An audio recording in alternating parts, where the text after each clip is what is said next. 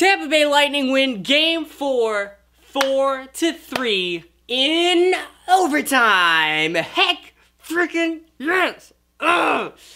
Oh man, I can't tell you. If Boston goes on to win this game, the whole series is open. It is anybody's game past this point. But, however, it's not over yet. But this is a huge, can I say it again one more time? Huge game for the Lightning to win it. Both games in Boston, are you kidding me? Yes, freaking please. Now, before we get into the game, first of all, I'd like to apologize to all the Boston fans for the absolutely garbage officiating for both teams. This is not just for your team. This is for both teams. The garbage officiating that has been in this series. Now, I know you guys are going to be like, well, yours cost us more than ours, blah, blah, blah, blah. It has been terrible all around. All right, let's just get that out. We're not hiding any secrets here. This is between us as hockey fans together. Officiating, but in this series in particular, has been garbage, okay? Now that that's out of the way, let's talk about the goals, okay? I'll try to mention the terrible officiating, but I'm not going to make that the key part of this game, all right? This is a Lightning team that was not going to let Boston push them around. In Boston, I can't believe, okay, listen. I wanted the Lightning to win this game with all my heart, but I knew that Boston was going to push, and they pushed in that second period really hard. We're going to talk about the game now because I could talk for like hours on this, but all I'm saying is the Lightning showed some grit, some heart, and some determination to win this game, and it is not just because of the refs that we won this game. So a pretty even start to this game, both teams pushing, both Boston getting a little bit better of the possession in the first 5 minutes or so, but Brayden freaking Point, are you kidding me? Did Brayden Point, did he just do that? Yeah, he did. I highly recommend, if you have not seen the highlight, if you did not watch the game, go watch the highlight. Stop this video right now. Come back after you see that Brayden Point goal, because I am not going to do it justice. What Brayden Point did there was a beauty. That was just everything you want out of a beautiful goal and more, because not only did he show determination to get the puck, he willed that puck in. Every part of Brayden Point wanted that puck in the back of the net, and he wasn't going to let 3 guys from the Bruins stop him, including Rask. So the Bruins get the puck, they're exiting the zone, DeBrusk turns it over, Brayden Point picks it up, and this is where it just gets so pretty.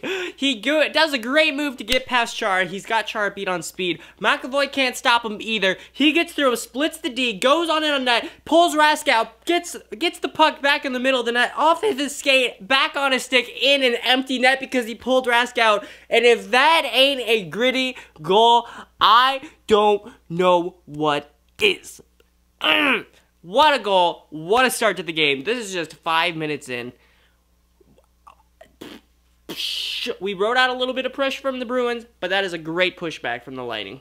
Way too many turnovers for both teams in this game. I'm just going to put that out there as well. So with 12 minutes and 43 seconds left in the game, Rick Nash is going to take a penalty for tripping. And then during that power play, 11 minutes and 2 seconds left of the game, Chara is going to take a delay of game penalty for flipping the puck over the glass. That means the Lightning have 20 seconds of a 2-man advantage, which we would not score on the 2-man advantage. But with the 1-man advantage, we shall. This is just some great puck movement on the power play from the Lightning. It's pretty much going in a triangle from Cooch to Hedman, over to Stamkos, back to Hedman, over to Kucherov, who shoots it, and BAM! Nails it! Top corner, baby. Rask, no chance. 2-0 in the first period. Yes! Yeah! Now it would be really stressful for the rest of the game, so expect a lot of stress coming soon. So, it was a pretty gritty game for the next 5 minutes or so. So with 5 minutes and 15 seconds left, Stamkos would go to the box because of an elbowing to the head of Rick Nash, so that was the right call. And then the Bruins would go to the power play. 4 minutes, 34 seconds left in the first period, and the shot would come in from the point. The puck would just flip up in the air. Just remember that this is a power play for the Bruins. Nobody on the Lightning found it. Vasi's still on this side of the net, still looking for the puck, but realistically, the puck is on this side of the net, so it is Pastrnak with a wide open net, but he still has a lot to do here. The puck was literally flipping in air. Strowman tries to block it, but Pastrnak able to just spank it in like kind of like baseball, or kind of like a baseball golf hybrid, and it was a good goal. I mean, poor Vasi has no chance on that. He doesn't even know where it was at. So 2-1 heading into the second period. Not even a minute in, Tyler Johnson would take a penalty for tripping Pasternak. Oh, great. Here we go. Here we go. This is where the downfall comes. Just under 18 minutes left in the second period. It is a great play. Bergeron over to Krug. Back to Bergeron. Why does that play look so familiar? Oh, wait, because they've done it before. A great play, though, by the Bruins, and they are tied 2-2 very early on in the second period. Lovely. So, after that goal, some time would pass, and Marchand would do a pretty dirty thing to Ryan Callahan. Instead of taking a hit, he would duck and just have Callahan try to flip over him. Thankfully, Callahan did not get hurt on that play, and I don't know how nothing was called during that. But either way, dirty thing done by Marchand. Callahan would approach him, stick his glove in his face a couple times, and well, then they would go head-to-head, and Marchand would do what Marchand does, and he go ahead and decides to lick Callahan.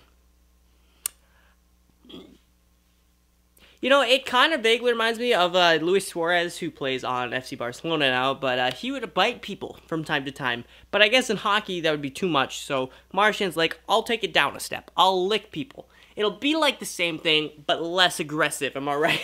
Either way, super strange. I kind of sworn that the NHL told Marchand to stop licking people. Just a theory, though. Anyways, Marchand does lick it. Nothing comes out of that other than just them hating each other a little more than they did already. And, well, let's continue on with the game. 13 minutes, 37 seconds left. The Lightning are on a power play, but we give Marchand some time to go on our end of the ice on the penalty kill. Marchand would get the entry, and he would just shoot past the puck to Bergeron, who tips it right in. No chance for Vasi. And now it is a 3-2 lead for the Bruins over the Lightning. But the Lightning says no.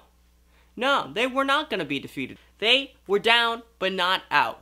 The NBC talked about the resiliency of the Boston Bruins all day long, but it was really the resiliency of the Tampa Bay Lightning in this game. That would be the big story. I know a lot of people are going to make it out to be the refs, and that's fine. You can believe whatever you want, but the Lightning never gave up, and that is what I believe was the turning point in this game. Okay, so let's talk about this last goal, because this is the one where most of the controversy comes in. 7 minutes or so left in the third period. Kucherov would try to get the puck from McAvoy. Now he does go ahead and stick his hand on him, which I will agree is against the rules. However, I feel like McAvoy doesn't try very hard to stay up. I feel like he's asking for a penalty there. Should it have been given? Technically by the rule, yes. But I think McAvoy should have tried a heck of a lot harder to stay up and fight for that puck, especially knowing the circumstances in this game. And he got punished for it. The ref didn't call it. Puck finds JT Miller, who passes it over to Stamkos, who rockets it. Yes, 3-3. But it's going to be forever shrouded in controversy over that no call. Again, I just think during the circumstances for this game, I think he could have tried a lot harder to stay up. They showed several replays, and you can clearly see that Kucherov didn't just rip him down. He literally just put his hand on him. I think he should have tried harder to stay up.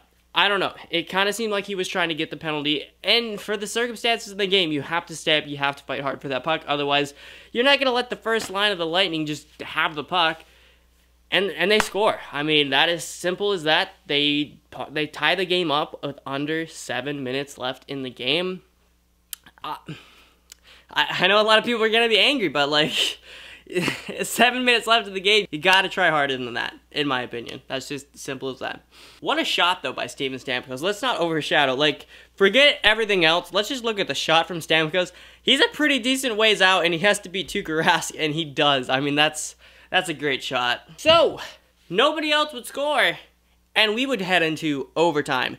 It was a very defensive-minded last 7 minutes of the game. Neither team wanted to give too much space, although there was some scary moments on each end. However, nobody would score, and we would head into overtime. And Dan Girardi, did anyone, raise your hand here, if anyone had Dan Girardi scoring the overtime goal?